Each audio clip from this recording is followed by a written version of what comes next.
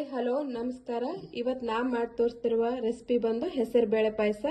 ಅದಕ್ಕೆ 1 ಕಪ್ ಹೆಸರು ಬೇಳೆ, 1 ಕಪ್ ಸಕ್ಕರೆ, ಬಾದಾಮಿ, ದ್ರಾಕ್ಷಿ, ಗೋಡಂಬಿ, ಕೊಬ್ಬರಿ ಪುಡಿ, ಏಲಕ್ಕಿ ಪೌಡ್ರ್, 1 ಬಟ್ಲು ಹಾಲು, ಒಂದು ಸ್ವಲ್ಪ ತುಪ್ಪ.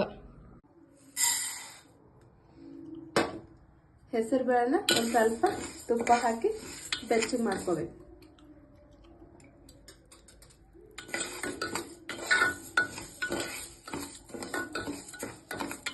ಹೆಸರು ಬೇಳೆ ಈಗ ಬೆಚ್ಚಗಾಗ್ಯಾವ. ಇದೇ ಕಪ್ಲಿಂದ ಈಗ 3 ಕಪ್ ನೀರನ್ನ ಹಾಕೋತಿದ್ದೆ.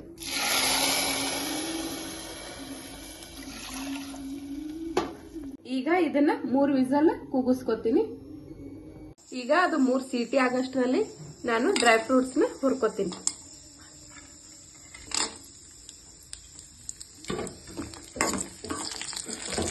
ಈಗ ಹೆಸರು ಬೇಳೆ ಕುದ್ದವ. ಇದಕ್ಕೆ ನಾನು 1 ಬಟ್ಲ ಸಕ್ಕರೆ ಹಾಕೊಳ್ಳತ್ತೀನಿ.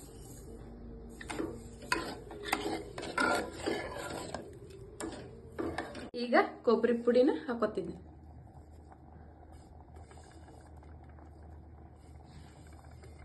ಅದ್ರ ಜೊತೆ ಏಲಕ್ಕಿ ಪೌಡರ್ನು ಹಾಕೋತೀನಿ.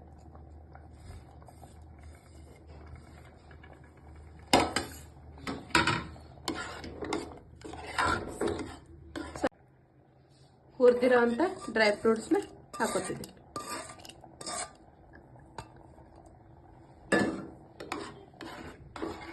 ಹಾಲು ಹಾಕೋತಿದ್ದೆ.